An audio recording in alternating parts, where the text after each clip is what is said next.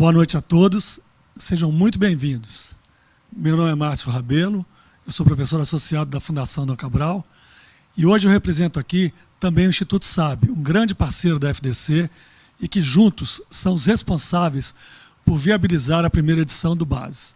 Bom, para quem não sabe, o BASE é uma trilha de capacitação que tem como objetivo desenvolver, estruturar e reestruturar projetos sociais. Nessa primeira edição, contamos com a participação de 12 iniciativas da área da saúde. E durante o primeiro semestre, na verdade a gente começou em dezembro do ano passado, 2020, estivemos lado a lado com esses agentes guerreiros que fazem a diferença e que tanto impactam socialmente suas respectivas comunidades. Vale lembrar que o nosso programa seria todo no ambiente presencial e com a pandemia a gente transformou tudo para o ambiente virtual. E não houve qualquer tipo de perda nesse programa. Estamos aqui hoje justamente, então, para celebrar esse importante momento. Ontem a gente teve a formatura, né, com as 12 iniciativas e foi um momento muito especial. Bem, nós sabemos que a saúde é e sempre foi um grande desafio, não só aqui no Brasil, mas no mundo todo. E após essa pandemia, que já fez mais de 550 mil vítimas aqui no Brasil, será que as coisas tomarão outros caminhos? Teremos transformações sociais após essa pandemia? Quais serão os impactos? Provavelmente a conta será alta e a gente vai demorar muito para quitá-la. Para esclarecer, elucidar nossos pensamentos, eu tenho a honra de passar a palavra ao filósofo e escritor Luiz Felipe Pondé, que a partir de agora dividirá com a gente seu amplo e importante conhecimento durante a palestra que nós estamos chamando de a transformação social e o desenvolvimento da saúde no mundo pós-pandemia. Em seguida, eu, o Pondé e mais 2 convidados muito especiais vamos discutir mais esse tema tão importante e esperamos você aqui. Participe e mande sua pergunta. É bom lembrar que todos aqui, incluindo toda a nossa equipe técnica e staff, fizemos o teste para a Covid e, óbvio, todos testamos negativo, garantindo assim a segurança de todos os envolvidos. Pondé, a palavra é toda sua. Boa noite. Eu queria agradecer o convite do Instituto SAB, da Fundação Cabral, para estar aqui com vocês. É uma honra poder compartilhar um pouco essa reflexão. Então, como todo professor, né, estamos aqui entre professores, o que eu vou falar para vocês aqui é fruto de literatura especializada, não se trata daquilo que hoje é muito comum, que a gente circula por tudo quanto é lugar. Um dia você lê um artigo que fala uma coisa, no dia seguinte você lê um artigo que fala outra coisa. Você tem uma porcentagem assim, assado. Tem até gente por aí que acha que se você não comer carne, você não pega Covid. Tem gente por aí que acha que se você tomar muito sol, você não pega Covid. Que se você beber muito, você não pega Covid. Quer dizer, e entre essas pessoas, você pode ter, inclusive, gente que não acredita em vacina e médicos. Né? Gente com diploma, formado. Então, a gente tem que tomar muito cuidado. Uma das coisas que a gente percebeu é a primeira pandemia da história, que tem um nível midiático muito grande, colocou em teste uma questão social muito importante, que é o ruído da sociedade em que a gente vive, que faz com que, às vezes, fique claro que o excesso de informação pode fazer mais mal do que bem. Né? Então, eu queria focar em alguns elementos que eu acho que são importantes. Primeiro, para a gente pensar o mundo pós-pandemia, a primeira coisa que eu diria, que é um tema que eu venho já discutindo há algum tempo, é o seguinte: depois de algum tempo olhando para a história, e aí seria a primeira tese que eu defenderia aqui com vocês, é que talvez uma das melhores formas, apesar que possa parecer estranho, para a gente pensar um mundo que pode vir a acontecer daqui a algum tempo, é a gente olhar para o que aconteceu antes. Na realidade, a história, apesar que a história, não creio que ela seja cíclica, nem que ela esteja indo para lugar nenhum, não sou hegeliano, como a gente fala em filosofia, né? Mas a história mostra, primeiro, que é muito provável que dentro de alguns anos, seguindo o curso de outros casos de epidemias do mundo, bem piores do que esse, inclusive do ponto de vista de números até agora, graças a Deus, uma coisa que acontece é que as pessoas esquecem, né? É muito provável que, seguindo o curso do que já aconteceu antes, em momentos semelhantes, que daqui a alguns anos, grande parte das pessoas simplesmente não lembrem da pandemia de coronavírus no seu dia a dia. Assim como até 2 anos atrás, a maior parte das pessoas não sabia nem o que era a gripe espanhola. Não tinha a mínima noção do que ela significou.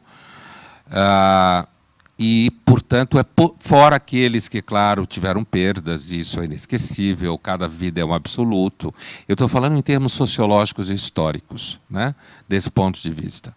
Então, é muito provável que, dentro de algum tempo, a memória social siga em frente, e, nesse sentido, não se lembre com frequência, e o resultado dessa falta de memória, digamos assim, é que a gente observa, como disse recentemente o historiador Neil Ferguson, o livro dele vai sair em setembro aqui no Brasil, o livro dele sobre catástrofes, inclusive a pandemia.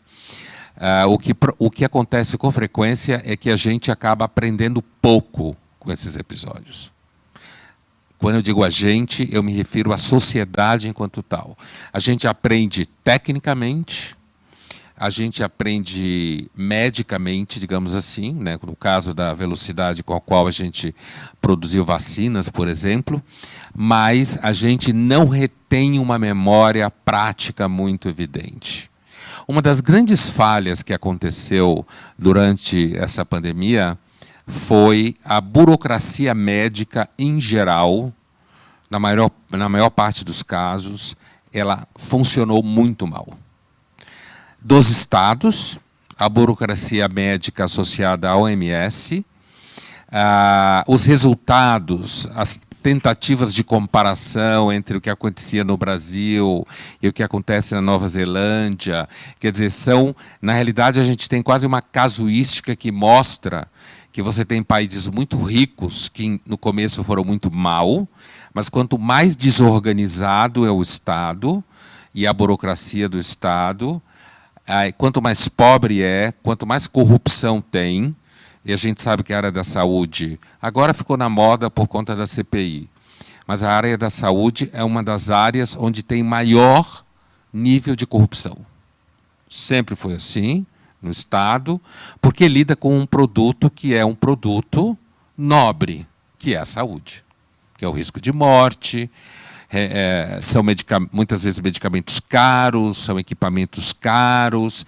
Então, a gente tem aí, primeiro, uma dificuldade da burocracia, é até interessante, porque em janeiro de 2020, estavam lá os países ricos reunidos em Davos, escutando uma menina de 16 anos, que é a Greta Thunberg, na época, e enquanto eles debatiam obcecadamente o tema do aquecimento, que é um tema sério, mas obcecadamente, a burocracia internacional ela tem por hábito, nos últimos tempos, a pegar certos temas e transformar eles em uma obsessão única.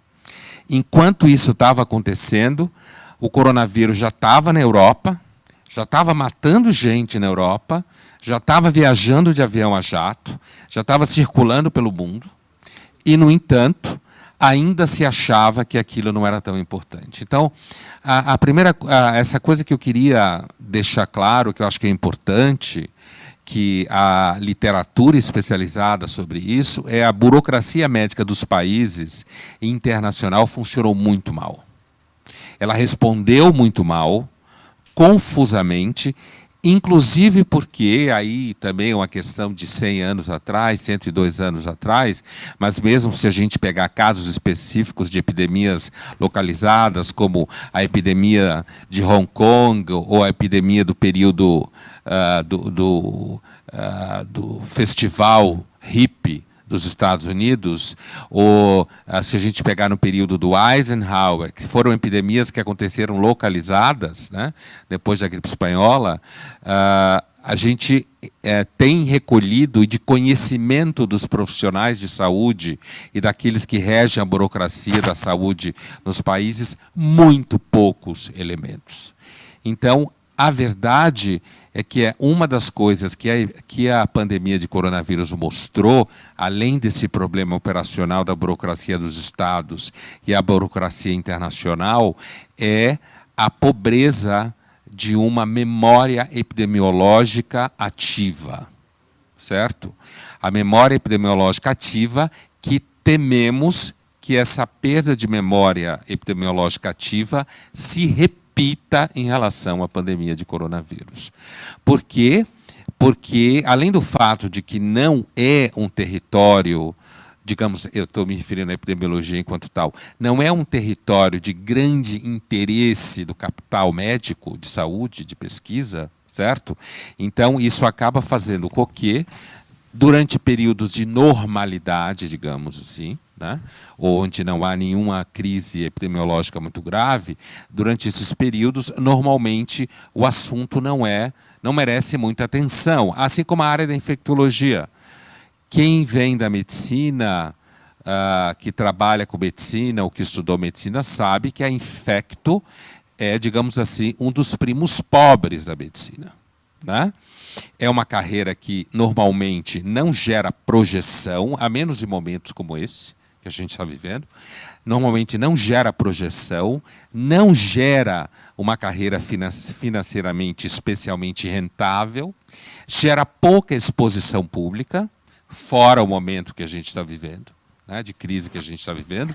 Então, no final das contas, digamos assim, o equipamento humano, né, mesmo que o problema não é só equipamento humano, não adianta nada você ter médicos capacitados e você não ter uma série de coisas em volta que esses médicos possam usar. Então, você tem... o próprio Estados Unidos foi pego de calça curta na fabricação de respiradores, porque as empresas calculavam que não era um negócio que deveria ser investido diante do fato de que ninguém acreditava que fosse acontecer uma pandemia viral dessa magnitude a esta altura, né? A gente tem casos, inclusive, de gente que ficou muito famosa fazendo previsões sobre o futuro nos últimos anos, jurando de pé junto que nunca mais iria acontecer uma epidemia viral dessa magnitude, certo? E, no entanto, isso mostra uma outra característica que eu acho que a gente pode aprender, e a minha ideia aqui é o seguinte: se a gente se pergunta o que é a saúde no momento pós-pandemia, o que a gente aprende um pouco, né, com esse processo que a gente está vivendo? Eu penso aqui a saúde, principalmente no sentido mais largo do que ela é como campo de ação social, né? Não tanto a saúde dentro do hospital, as equipes médicas ainda trabalham sob um enorme estresse.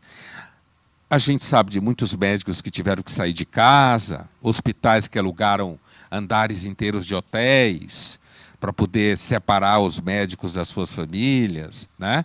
Digamos assim, esse lado da pandemia, que gerou muita música no começo da pandemia, muita manifestação de solidariedade, a gente teve um marketing gigantesco, né? Uma outra coisa relacionada também a esse campo social, que a gente precisa ficar atento, pensando em termos de saúde social, que é o que eu estou pensando aqui, ou seja, a epidemiologia é uma área da medicina que ela tem uma face virada para a área médica enquanto tal, né? Ela tem um pé na matemática, só que ela tem uma face gigantesca virada para as ciências sociais. Então, o epidemiologista é o médico que, ao mesmo tempo que ele é médico, digamos assim, ou mesmo o médico sanitarista, ao mesmo tempo que ele é médico, que ele trata de saúde pública, ele tem que ter uma formação sociológica forte. Então, quando a gente estava na discussão aqui no Brasil, lockdown, não lockdown, inclusive eu tenho uma suspeita que a palavra lockdown, por ser inglesa, ela tem um efeito maior, tem uma certa fetichização da expressão, né? Se você fala que você está fazendo confinamento social ou quarentena, não tem o mesmo impacto de lockdown, porque lockdown é uma palavra em inglês, né? e que, na verdade, significa confinamento mesmo. Né? Mas ficou parecendo que, se não fosse lockdown e não fosse todo fechado, e aí aparecem muitas dificuldades sociológicas, quer dizer, você não consegue fazer um lockdown, confinamento, da magnitude que foi feito em Wellington ou em Reykjavik, numa cidade como São Paulo. Por quê? Porque uma pandemia ou uma epidemia, sendo ela uma entidade médica, é claro, mas também sociológica, ela segue as linhas e os contornos da sociedade na qual ela está instalada. Então você não consegue fechar uma cidade do tamanho de São Paulo inteira. Você pode fechar até Araraquara durante um tempo, mas não São Paulo. E isso não significa que não seja terrível. Assim, não há como separar uma coisa da outra. Então, nesse terreno, né, com o olhar sociológico ao qual eu me refiro aqui, sobre esse assunto da saúde, né, a gente sabe que saúde é um conceito cada vez mais integrado, né, tem vários elementos, inclusive no mundo corporativo, né, as empresas tiveram absoluta consciência do peso do valor da vida humana. Absoluta consciência. Para além do marketing, elas tiveram uma consciência muito clara, porque as pessoas podiam, ainda podem, mas espero que cada vez menos, morrer em larga escala dentro da empresa. Né? Então, a pandemia de coronavírus nos lembrou que, apesar da gente viver no século XXI, nós somos uma espécie pré-histórica.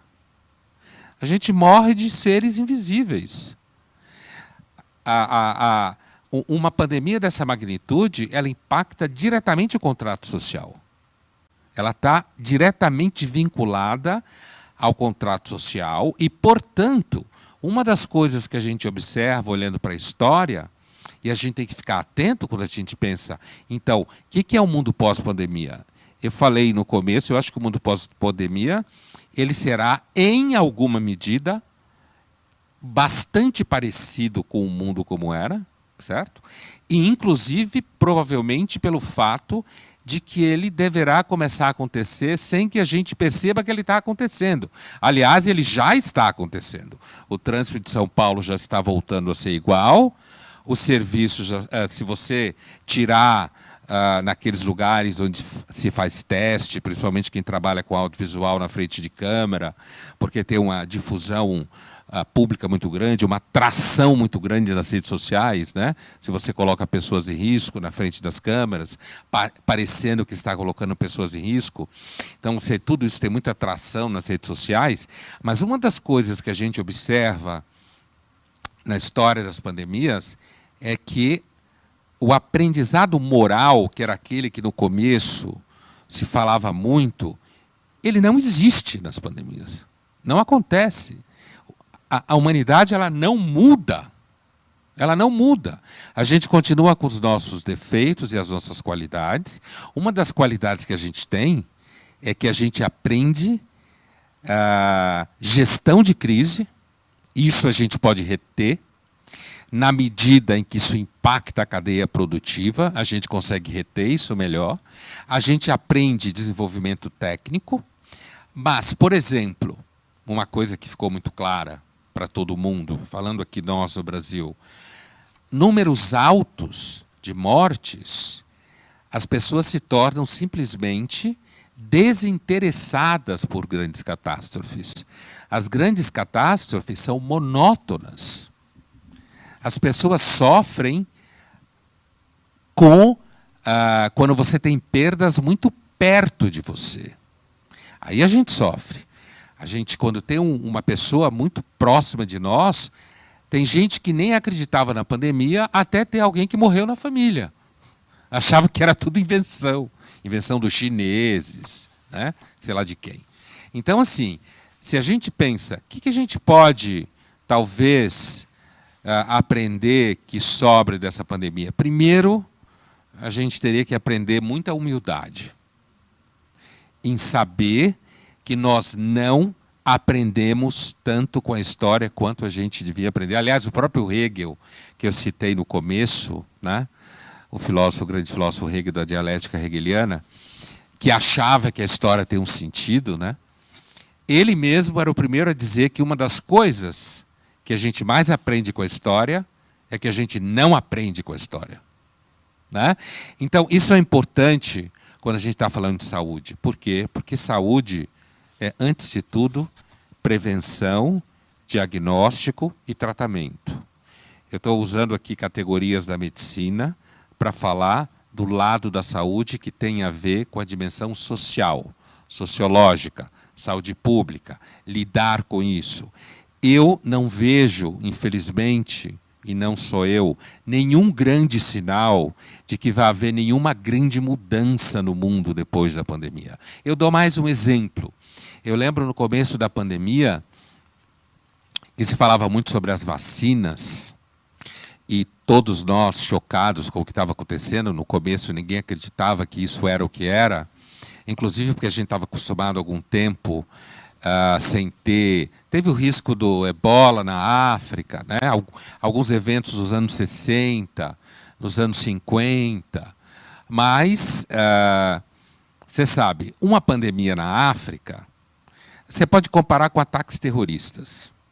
Quando você tem um ataque terrorista na África, mata 250 pessoas, isso é uma nota no jornal.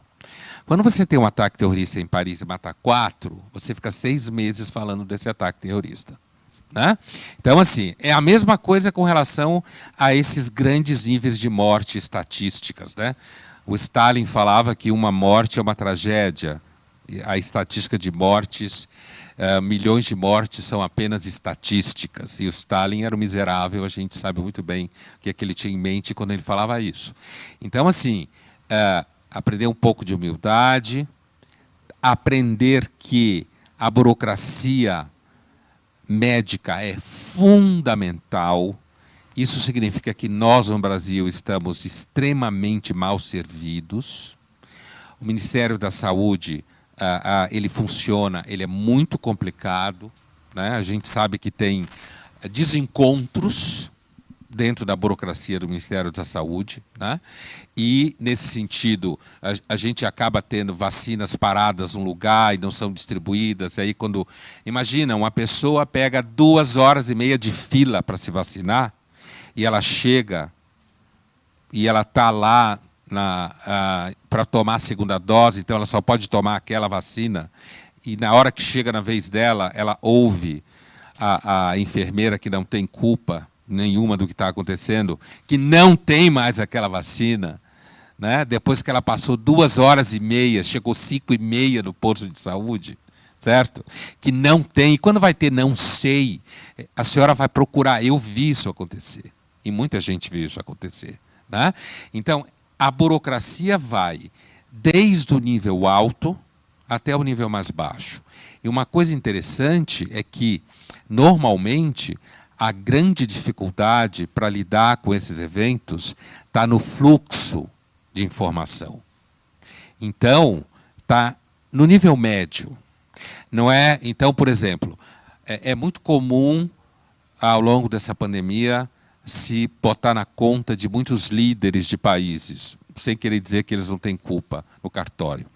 Mas, na verdade, o extrato médio da burocracia, a comunicação no extrato médio, eu daria como exemplo, usando de um clichê, o ministro da Saúde está no alto, né?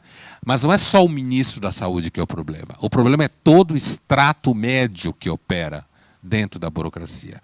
O extrato médio é mal informado, muitas vezes mal formado, muitas vezes preso dentro. E isso não só no Brasil. Eu estou falando do Brasil porque é o nosso país, a gente sabe que tem muitas dificuldades. Mas isso não foi observado só no Brasil, né? Então, a impressão que dá é que, assim, infelizmente, olhando a literatura histórica sobre esse assunto, a impressão que dá é que não dá para dizer que a gente vai sair dessa pandemia tendo aprendido muita coisa. Infelizmente, pode ser que isso mude, pela primeira vez aconteça, né?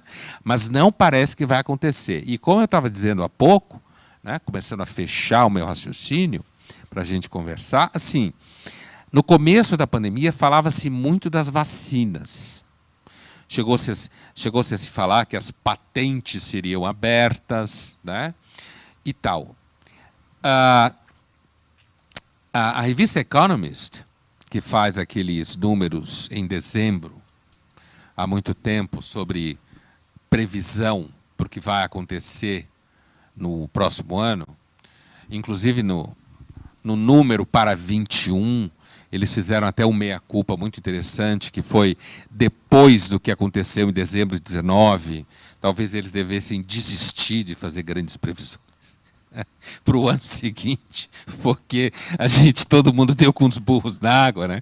Mas a verdade é que é uma anedota deles, porque é claro que a gente consegue ter uma razoável noção das coisas que podem acontecer no ano seguinte. Porque o futuro próximo é só o presente daqui a algumas horas. Futuro próximo não é daqui 250 anos, isso é ficção científica. Futuro próximo é daqui 2 horas, 3 horas, 2 semanas, mais ou menos o que está acontecendo. Por isso que a impressão que dá é, por exemplo, como será a pós-pandemia no Brasil já está começando a acontecer, né? Mas aconteceu toda essa discussão sobre as vacinas e tal. O número de dezembro de 2020 sobre esse ano da Economist, que havia lá 10 tópicos, como sempre, sobre o que deve acontecer no próximo ano. O tópico número 1 era guerra das vacinas. Era o tópico número 1, que é o que a gente já sabe que está acontecendo. Você tem desde guerra das vacinas, que é aquilo que está relacionado a, digamos assim, a politização de média escala nos países. Então, o prefeito que briga com o governador que briga com o presidente, certo? Então, a guerra da vacina nesse nível, essa vacina é minha, essa vacina é sua, eu prefiro que essa ganhe porque essa me dá voto, eu quero que essa não ganhe porque essa não me dá voto, esse nível de guerra das vacinas. Existe uma guerra das vacinas que está diretamente vinculado a um dos terrenos mais importantes do capital no futuro próximo, que é a área da saúde. E você tem um player novo que é a China, que, aliás, é por isso que muita gente acha que o vírus foi de propósito, né? Um player novo que é a China, né? Isso significa que, inclusive, é uma das preocupações, o governo Biden, entre tantas preocupações que eles têm 2 preocupações muito grandes. Uma é como enfrentar a China do ponto de vista da indústria da informação e da inteligência artificial e da cibernética, porque os Estados Unidos está a ponto de levar um pontapé na bunda da China nessa área, certo?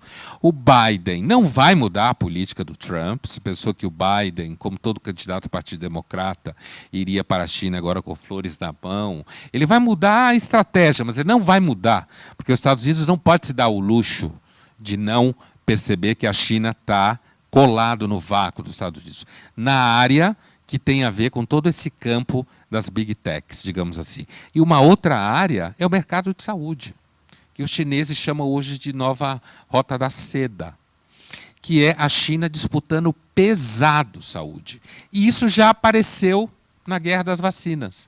Ou seja, aparece até numa coisa muito interessante que todos nós aqui sabemos que aconteceu no Brasil nos últimos tempos, que foi uma verdadeira obsessão pela vacina da Pfizer, né? As pessoas confundindo vacina com Viagra com frequência, né? E só querendo tomar a vacina da Pfizer, né? Como se nenhuma outra prestasse para coisa nenhuma.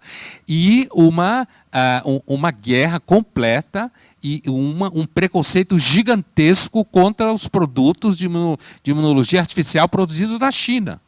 Muito claro. Em qualquer jantar inteligente você via um sommelier de vacina falando que você só pode tomar a vacina da Pfizer, certo?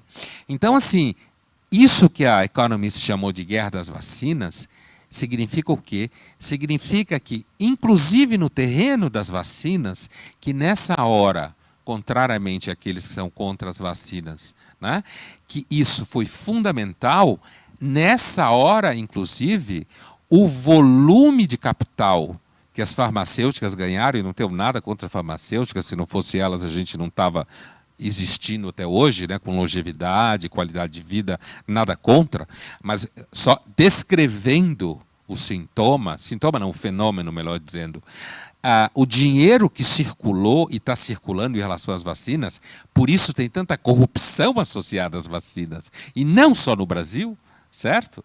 É porque a saúde é um grande terreno. Um outro grande terreno da saúde em que gera muito capital é a psiquiatria. Né? No século XXI vai ser da mentira e da psiquiatria, com certeza. Né?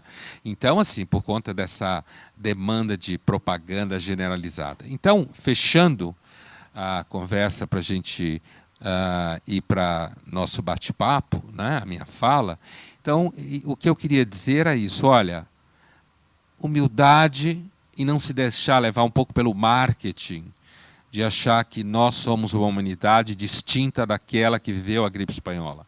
Eles discutiram máscara, eles discutiram lockdown, eles politizaram a gripe espanhola, que, aliás, o nome espanhola é muito interessante, porque chamaram espanhola nem é culpa... Não começou na Espanha, né? Mas assim, é que a mídia espanhola era a única na Europa que podia botar a boca no trombone, porque as outras estavam na guerra, morrendo soldado, e nenhum deles queria falar. A Espanha estava fora da guerra, teve um surto em São Sebastião gigantesco, e a coitada da Espanha acabou pagando a conta com o nome de gripe espanhola. Mas se discutia fecha escola, não fecha escola, fecha loja, não fecha loja, usa máscara, não usa máscara, faz lockdown, não faz lockdown. Ninguém, inclusive era muito mais difícil acumular dados, mas a gente lembre que a gripe espanhola matou provavelmente mais gente do que a Primeira Guerra Mundial. Certo? Ela começou, provavelmente, em junho de 1918. Ninguém sabe com certeza, não sabe hoje exatamente, quanto mais na época. Ela matou mais do que a Primeira Guerra Mundial. 20 anos depois da gripe espanhola, nós fizemos a Segunda Guerra Mundial. Certo? Isso é prova cabal de que a gente deve ser humilde com relação à ideia de que a humanidade evolui, se transforma, tem controle dos processos históricos e sabe muito bem o que fazer. O mundo mais intercomunicado como ele é, com mais velocidade, ele se torna cada vez mais vulnerável a processos como esse. O que a gente tem que se perguntar, que é incrível, é como uma pandemia como essa não aconteceu antes. E só aconteceu 102 anos depois da espanhola. Isso a gente deve ficar atento. Obrigado. Ufa, Pondé, obrigado pelas suas reflexões, né? Compartilhar todo esse conhecimento e seus pontos de vista, né? E a gente vai caminhar para frente agora. Para mim fica a importância da gente aprender alguma coisa com esse momento que a gente está vivendo, né? Bem, eu hoje realmente estou aqui muito bem acompanhado, né? Tenho o Pondé, mas tenho também a professora Nádia Ramp, diretora estatutária da Fundação Dom Cabral e líder do Centro Social Cardeal Dom Serafim, e o médico especialista em UTI, administração hospitalar e diretor do Instituto SAB, Dr. João Aidar Coelho. Vou começar por você, Dr. Aidar, meu querido amigo e companheiro. Como médico, como é que você analisa esse cenário pós-pandemia? E eu queria aproveitar para te pedir também, antes de responder essa pergunta, ou de compartilhar conosco a sua opinião, fale um pouquinho também sobre o Instituto SAB. O que é o Instituto SAB, para que todo mundo possa conhecer um pouco mais. Obrigado, Márcio. Boa noite a todos. O Instituto SAB foi criado como uma associação filantrópica sem fins lucrativos em 1975. E durante 40 anos ele fez assistência médica hospitalar para pacientes, especialmente do SUS, onde foram atendidos milhares de centenas de pacientes. Em 2015, o Instituto SAB passou a atender, fez-se um fundo patrimonial e, com esse fundo patrimonial, resolvemos fazer o atendimento em promoção de saúde com impacto social. É essa a nossa missão. nós atendemos pacientes em vulnerabilidade social e essa promoção de saúde tem que ter impacto social. Com isso, tivemos algumas parcerias com o governo do Estado de São Paulo, com organizações não governamentais, e felizmente, agora em 2019, fizemos com a Fundação Dom Cabral, que muito nos honra e nos orgulha isso. Estamos aí numa parceria muito boa, que com certeza vai ter muita duração, porque já estamos com planos aí para 2022. Em relação à medicina, eu acho que essa pandemia trouxe, sem dúvida, com 550 mil mortes, uma coisa horrível, ela trouxe o desenvolvimento da telemedicina, que estava muito ruim, o atendimento era só presencial. Então, a telemedicina realmente se tornou uma realidade, era uma briga intensa de sociedades médicas, de conselhos regionais e federais de medicina.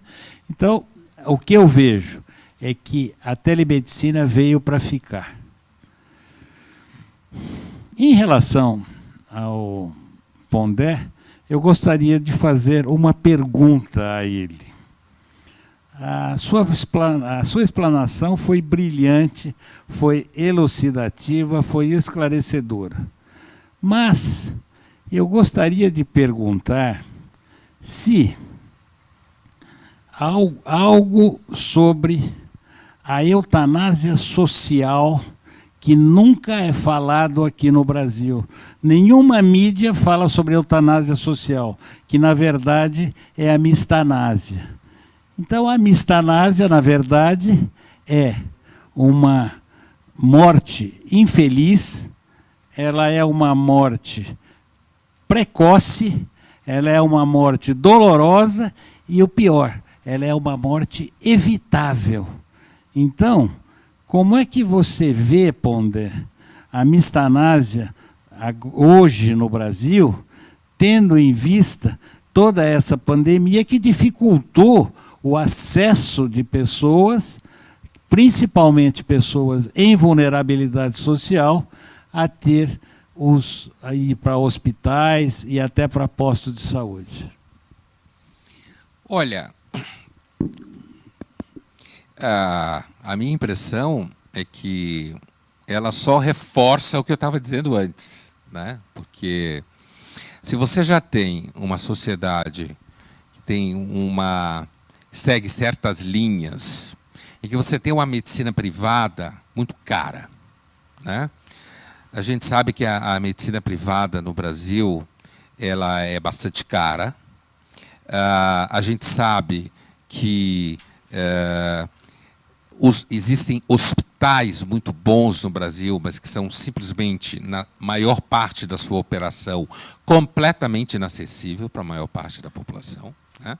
A gente sabe, inclusive, que a pressão sobre os hospitais privados durante a pandemia foi muito alta, porque se eles assimilassem mais pacientes do que eles podiam, pacientes vulneráveis, eles ficavam economicamente insustentáveis, porque não estava tendo nenhuma atividade, digamos assim, cirurgias eletivas, ou nada disso, ou seletivas, nada disso. Então, você acabava não tendo income, certo? Acabava não tendo renda, né?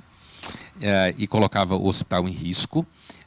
Apesar de você ter um sistema como o SUS, que é um sistema que tem, digamos assim, bastante dignidade na sua operação, nas condições dadas em que ele vive, né?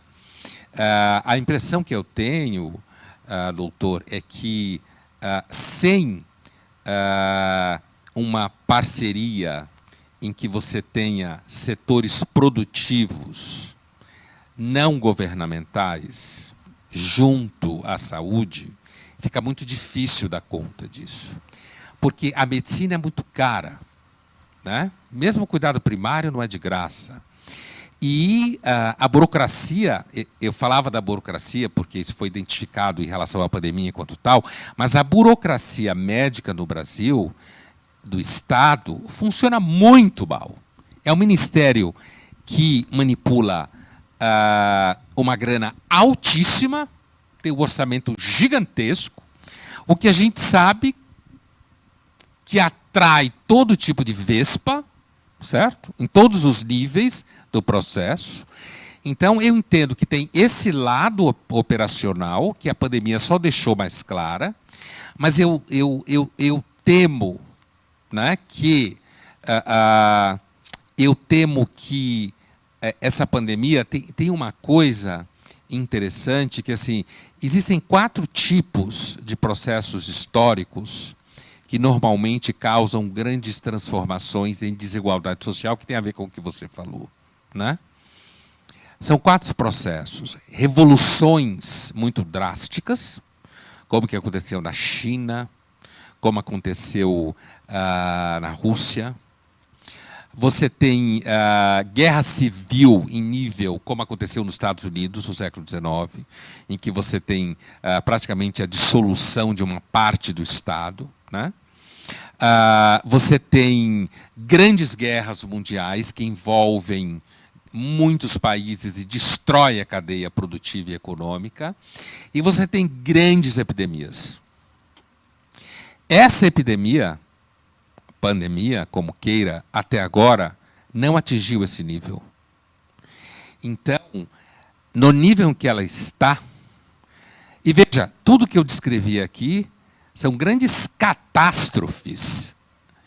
Então, a história parece nos dizer que grandes transformações no sentido de redução de desigualdade social só acontece quando existe um número muito alto de mortes, num espaço muito curto. É uma tragédia o que eu estou dizendo, mas não é da minha cabeça, isso são fatos.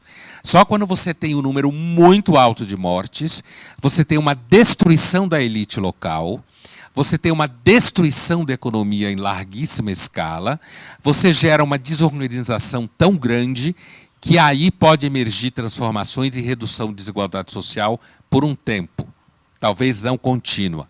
Essa pandemia, até agora, ela não parece ser uma pandemia que cause isso. Pelo contrário, ela parece ser aquele tipo de evento que piora a desigualdade social, como aconteceu no Brasil, como a gente sabe, né? Então, eu penso, fora da pandemia, inclusive, que esse quadro de pessoas que morrem antes da hora, no sentido de que não precisavam morrer pelo quadro clínico que estavam, ou uma população em enorme condição de vulnerabilidade, é uma situação em que, com o governo disfuncional que a gente tem, e eu não me refiro ao governo atual, hein? A disfuncionalidade do governo, ela é mais para, digamos assim, endemia do que epidemia, certo? Então, assim, essa disfuncionalidade faz com que, se a sociedade não tem agentes que preencham esses espaços, a tendência é que continue do jeito que está. Pois é. Muito obrigado. É um tema da mais alta seriedade também, né? Bem, a pandemia está trazendo uma série de lições para a gente, né? E mostrou que a solidariedade e o poder de organização social são capazes de amenizar e diminuir as diferenças. Eu fico preocupado com o esquecimento, né, que o Pondé falou para a gente. Eu queria falar com a Nádia agora. Nádia, as mazelas sociais brasileiras foram expostas, foram desnudadas por conta do coronavírus, né? E essa distância ficou evidente, né? Driblar um vírus e, ao mesmo tempo, driblar a fome e tantas desigualdades sociais, criar e fortalecer essas redes de apoio é fundamental. O que a gente aprendeu com a pandemia nesse setor? Eu também queria te pedir para falar um pouquinho do Centro Social Cardeal Dom Serafim para a gente, por favor. Boa noite a todos. É um prazer estar aqui com o filósofo Pondé, com o nosso parceiro, Dr. João Aidar, do Instituto SAB, e com meu colega, Márcio Rabelo, da Fundação Dom Cabral. Bom, Márcio, a Fundação Dom Cabral é uma instituição de ensino, uma escola de negócios, criada há 45 anos, Dr. João Aidar. Somos um ano mais novo do que o Instituto SAB. Fomos criados na Fundação Dom Cabral, em Belo Horizonte, na Universidade Católica, hoje PUC Minas, e a Fundação Dom Cabral tem uma missão de contribuir com o desenvolvimento da sociedade, capacitando executivos, gestores públicos, empreendedores sociais, organizações sociais e empresas.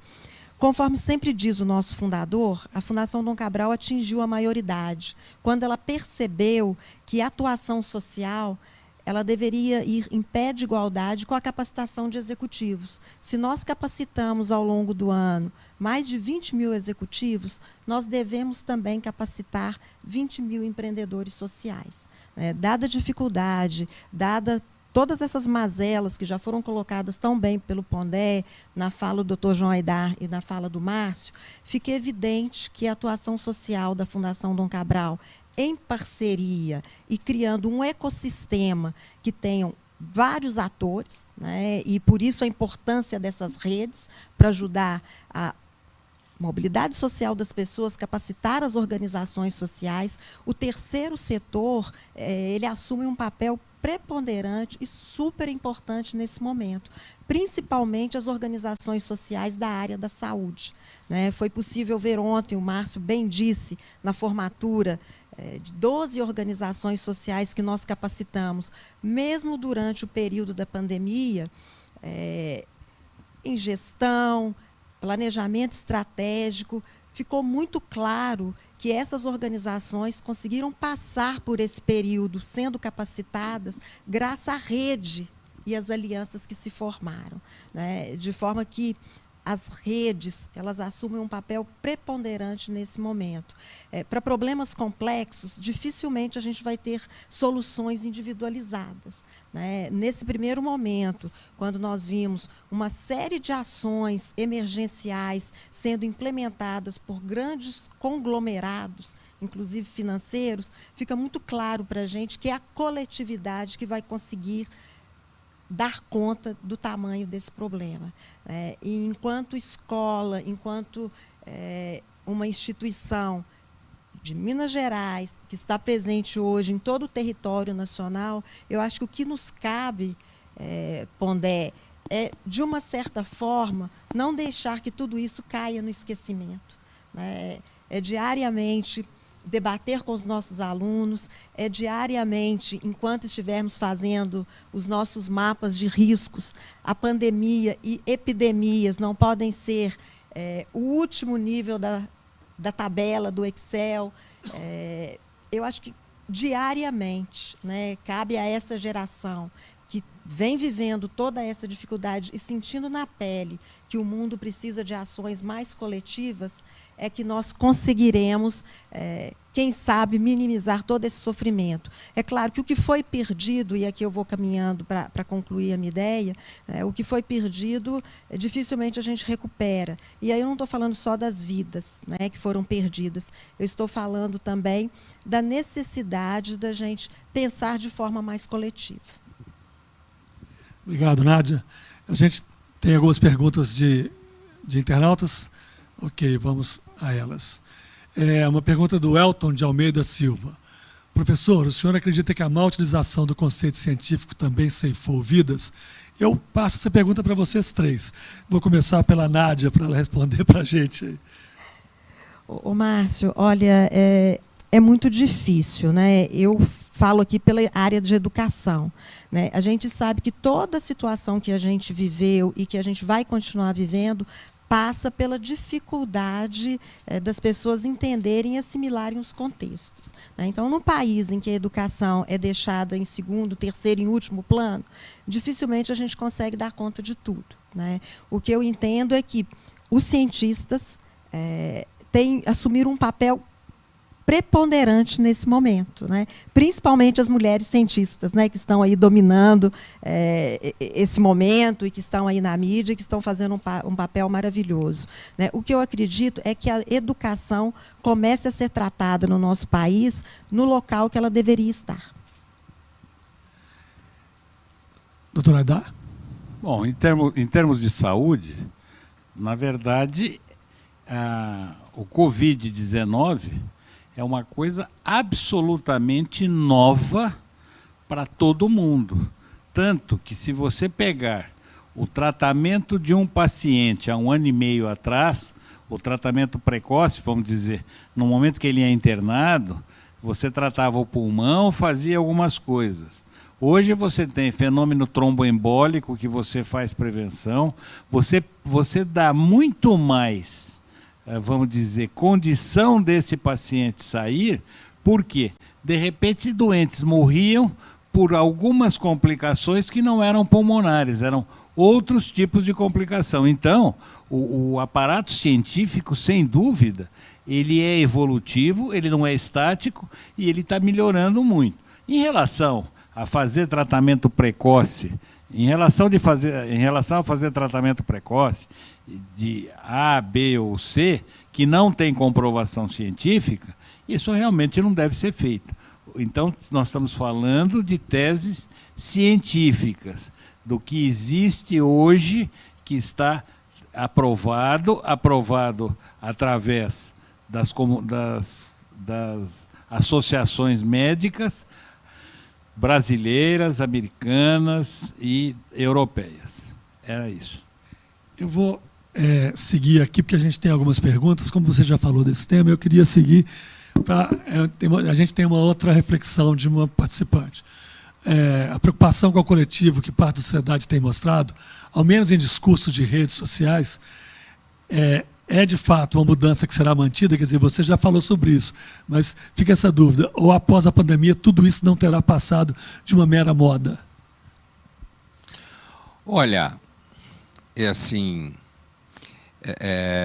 é importante salientar que, digamos assim, aqueles elementos que eu discorri não são elementos do âmbito do que se fala em ciência, wishful thinking, né? Do que você deseja que seja, né? Mas, assim, olha, algumas coisas. Normalmente, nas redes sociais, coisas que têm grande tração, amanhã já não tem mais.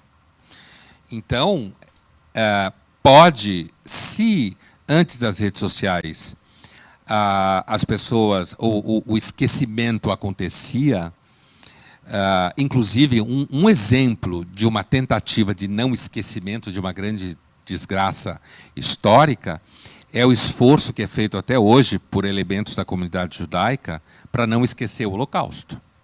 Esse é um exemplo, né, de uma tragédia que aconteceu há muito tempo, que já há troca de geração, e quando você tem troca de geração, normalmente se esquece as coisas, né? Principalmente quando você tem uma situação como hoje, em que se tem uma ideia de tudo que aconteceu há 30 anos atrás não serve mais para nada. Isso é bem típico da época que a gente vive. Então, eu diria que é um paradigma o esforço para se manter a memória do que aconteceu no Holocausto, né, para uma situação como essa. Eu acho que não dá para fazer uma previsão, mas se nas redes sociais, normalmente, as coisas de grande tração mudam e se esquece, não me parece que, neste caso, seja necessariamente diferente. O que a gente vai ver é o que vai acontecer daqui para frente. Agora, inclusive porque, a ver com a outra questão, é assim, uma coisa que, para mim, fica muito claro, estando há muito tempo na mídia, inclusive estando atravessando a pandemia na mídia, e inclusive toda semana com médicos e cientistas e discutindo a pandemia, é que o senso comum que se relaciona com a ciência via mídia, eu não falo nem em redes sociais, porque aí é um escândalo, mas via mídia com alguma credibilidade, não sabe o que é ciência. Ciência é um método coletivo, formalizado, burocratizado, de levantamento de hipóteses, experimentação e refutação. Isso leva tempo, leva dinheiro, vai e volta.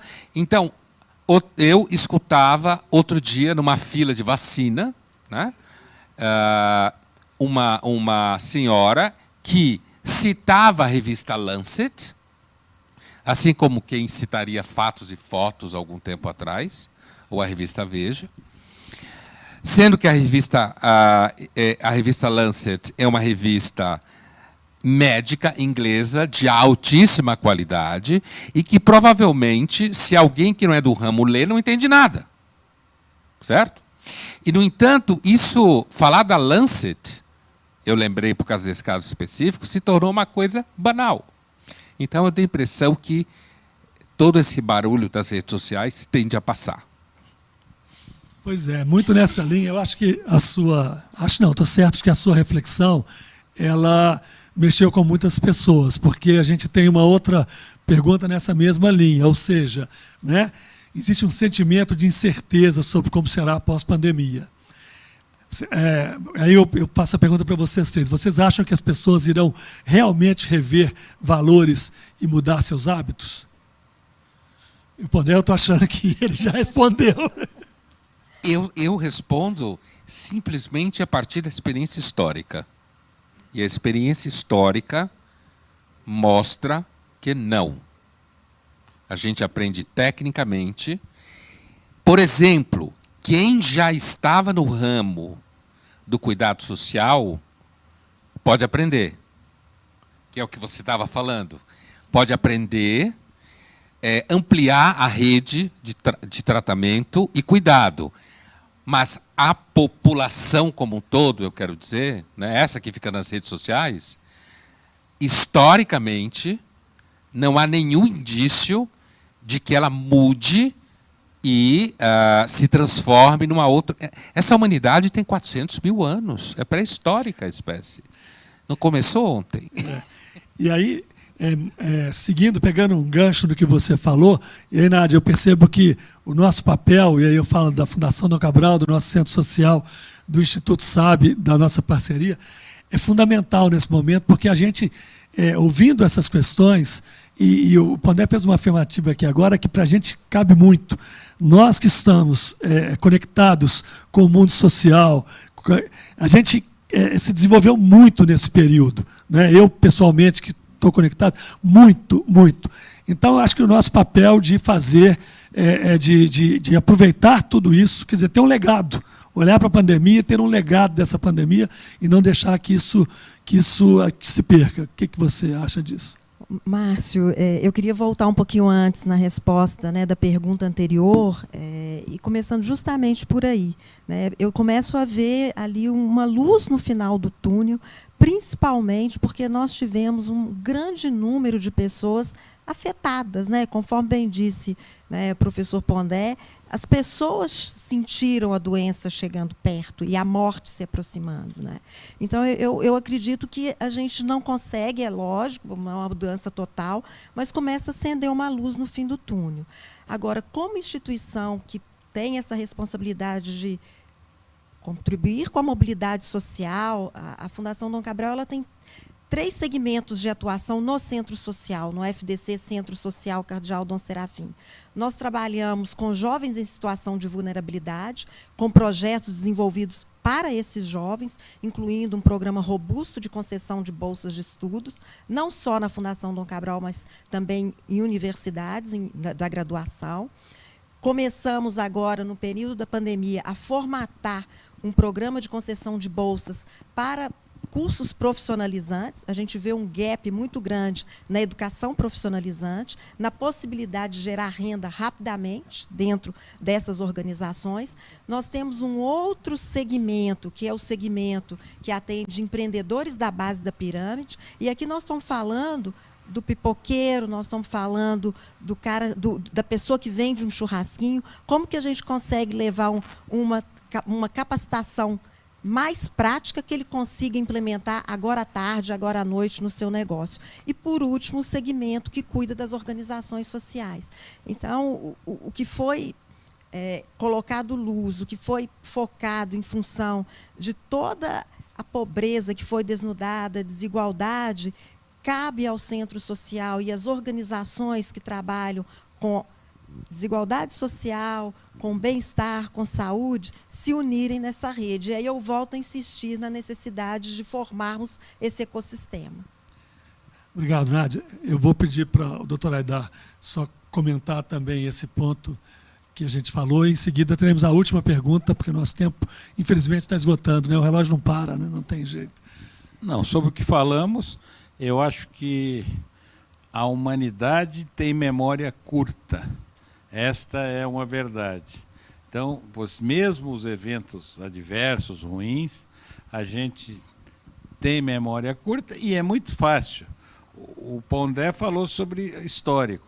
A gente vê sobre, na primeira abertura que teve com as crianças, com a juventude aí, sem máscara, quer dizer, ninguém estava aguentando mais ficar. Então, todo mundo saiu sem máscara. E são pessoas que vão dar continuidade da nossa... Nós já estamos no ocaso da existência. Esses meninos já estão no início. Obrigado, doutor Aidar. Eu não estou nesse ocaso, não, estou longe dele. Gente... Você é mais novo que eu. Eu sou adolescente de 64. Adolescente. Tem uma última pergunta que fala do novo normal, né? E aí, para fechar com chave de ouro, eu vou te provocar a partir de uma provocação de uma pessoa que está nos assistindo. O que é o novo normal? Que ouvimos sempre falar, mas que ninguém explica o que é isso. Você acha que tem algum novo normal? Isso era uma pergunta muito comum no começo da pandemia, né? Se falava isso em todo mundo corporativo, nas escolas. E assim, inclusive o retorno às escolas está sendo nas universidades, inclusive, super confuso. E aí você vê a burocracia falhando de novo, a cadeia decisória, porque inclusive as pessoas têm medo de dizer assim, não, volta. E aí tem 3 casos de Covid no curso de engenharia da faculdade X, aí fica todo mundo em pânico. Aí pai quer processar a escola. Então, essa é a vida como ela é, né? Agora, o novo normal, se falava então, era essa coisa de que todo mundo ia home office, se falava que a cidade ia mudar completamente, as pessoas iam mudar para bairros, morar em Itu, sei lá, alguma coisa assim. É claro que pessoas... Eu acho que o conceito de novo normal, no começo da pandemia, foi um debate que era meio parecido com aquelas, sabe, que tinha aquelas granfinas que faziam stories no Instagram, passando aspirador de pó como exemplo de combater a desigualdade social, porque tinha mandado a empregada para casa. Então, o novo normal era uma discussão que era consistente no âmbito empresarial, em muitos casos, porque muita gente tinha ido para o home office. Então, você tinha ali uma situação concreta mesmo. Então, naquele momento, havia uma situação de novo normal, como ainda tem em muitas empresas hoje, em certos setores. Agora, do ponto de vista da vida das famílias, o novo normal era uma discussão que era mais ou menos como você confundir São Paulo com o Shopping Guatemi. Certo? Quer dizer, quem conseguia ir morar no interior, eu descobri como morar fora de São Paulo é lindo, morar fora de Porto Alegre é lindo. É claro, você tem dinheiro, você tem condição financeira, né? Aí você vai. Então, eu acho que é um erro muito comum, às vezes, nas discussões públicas, é a gente confundir nicho com situação social. Perfeito. Né? Então, agora, se vai acontecer algumas mudanças, algumas empresas podem descobrir que certos setores podem operar de forma custo-benefício melhor, produtividade melhor, num ambiente de trabalho que não seja no escritório. O home office pressiona muito a vida familiar, destrói casamento, certo? Como todo mundo sabe.